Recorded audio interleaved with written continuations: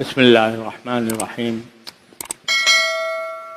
الحمد للہ رب العالمین والصلاة والسلام علی سیدنا و نبینا و مولانا محمد خاتم النبیین و امام المرسلین وعلى آلہ واصحابہ اجمعین وعلى کل من تبعہم بإحسان الی یوم الدین. اما بعد، میرے محترم بزرگوں، دوستوں اور بھائیوں، السلام علیکم ورحمۃ اللہ تعالی وبرکاتہ.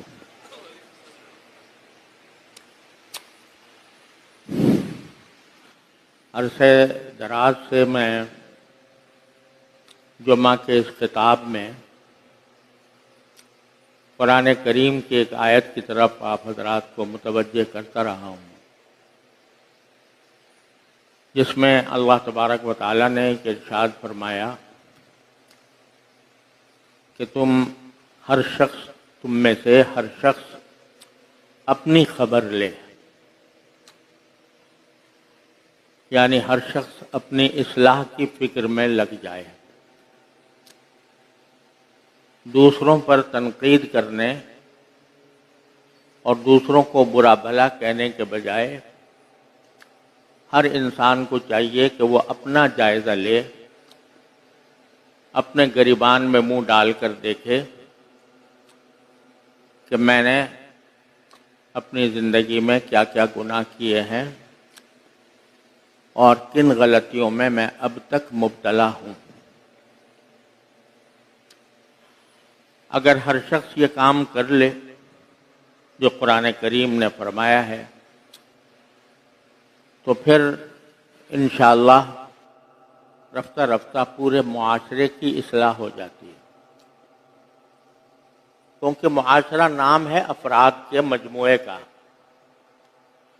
اگر ہر فرد اپنی ذمہ داری محسوس کرے، ہر شخص اپنی اصلاح کی فکر میں لگ جائے، تو رفتہ رفتہ یہی افراد معاشرہ بن جاتے ہیں اور اس سے ایک نیک، صالح، دیانتدار، امانتدار معاشرہ وجود میں آ جاتا ہے.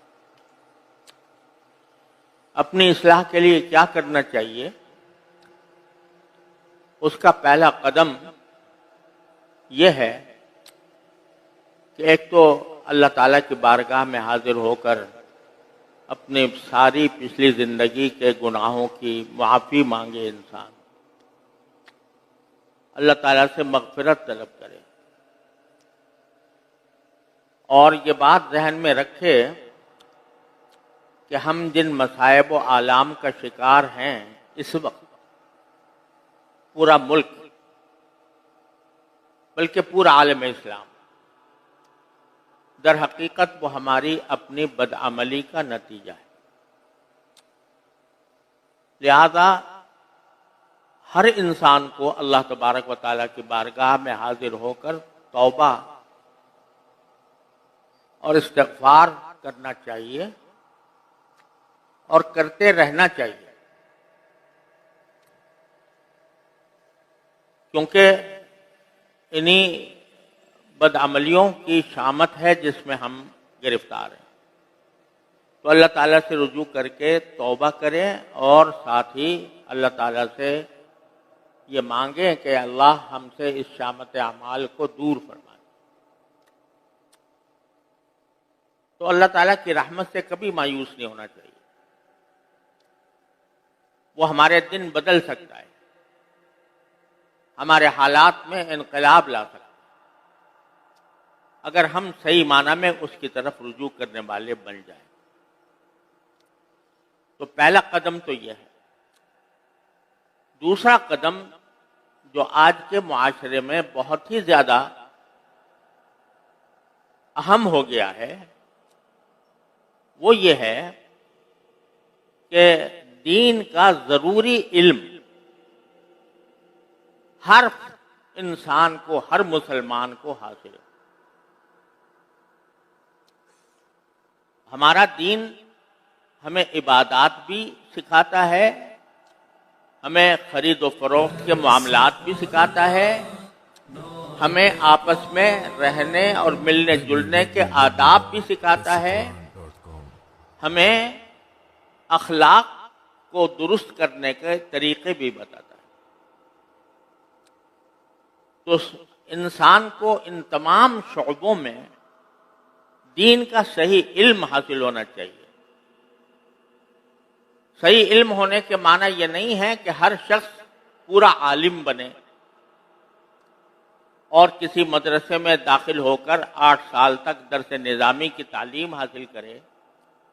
یہ تو ہر انسان کے ذمے فرض عین نہیں ہے، فرض کفایہ ہے کہ کچھ لوگ اگر عالم بن جائیں تو پھر پورے معاشرے کی طرف سے فریضہ ادا ہو جاتا ہے۔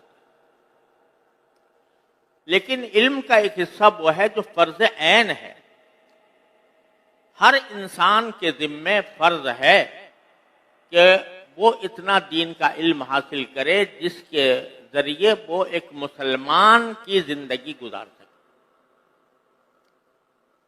اس میں عبادات کا علم بھی، معاملات کا بھی، معاشرت کا بھی، اخلاق کا بھی۔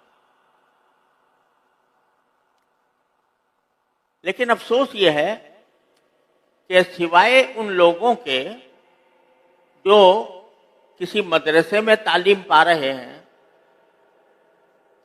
یا کسی بزرگ کے ساتھ ان کی نسبت ہے یا تبلیغی جماعت سے وابستہ ہیں، ان کے سوا کسی کو بھی دین کی ضروری معلومات حاصل کرنے کی فکر ہی نہیں۔ صبح سے لے کر شام تک کی زندگی صرف اپنے دنیاوی مفادات حاصل کرنے میں خرچ ہو رہی ہے اور اس بات کا کوئی اندیشہ نہیں ہے کہ میں دین سے کتنا دور ہوتا جا رہا ہوں۔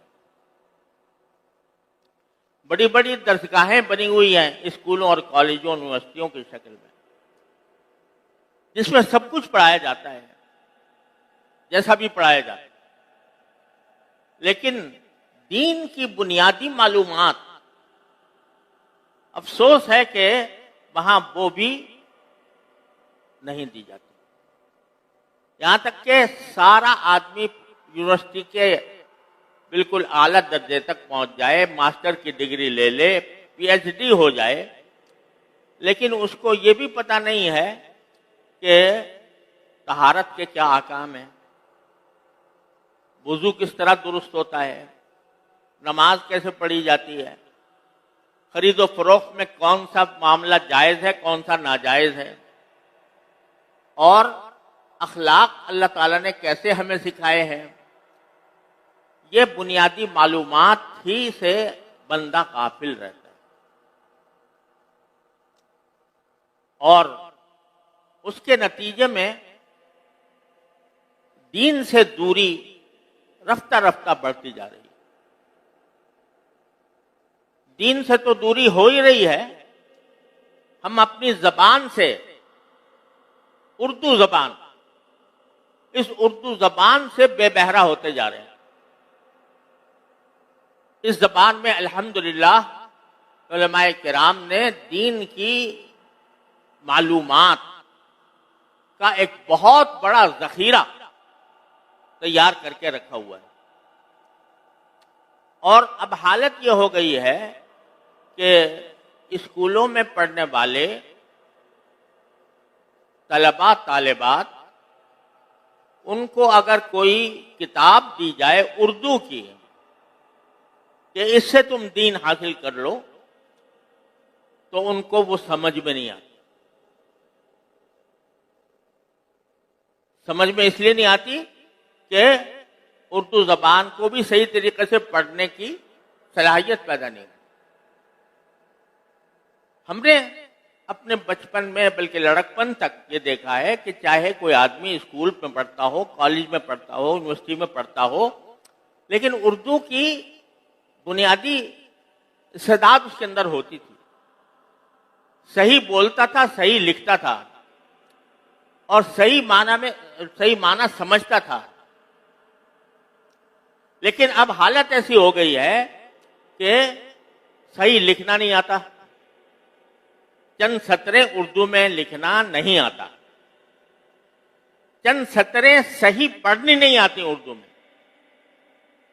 نتیجہ یہ کہ دین کی معلومات کا جو ذخیرہ علماء کرام نے اردو زبان کے اندر اس قوم کے لیے، اس امت کے لیے تیار کیا ہے، اس سے بالکل محروم ہو جاتا ہے بندہ۔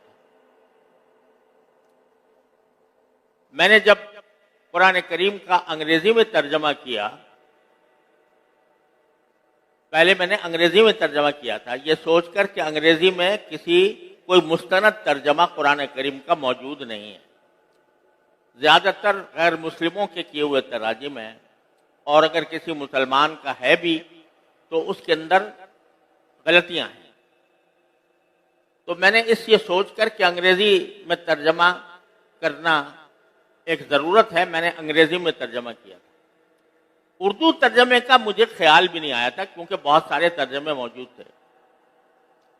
لوگوں کا اصرار ہوا کہ آپ نے انگریزی میں تو ترجمہ کر دیا، قرآن کریم کا اردو میں نہیں کیا۔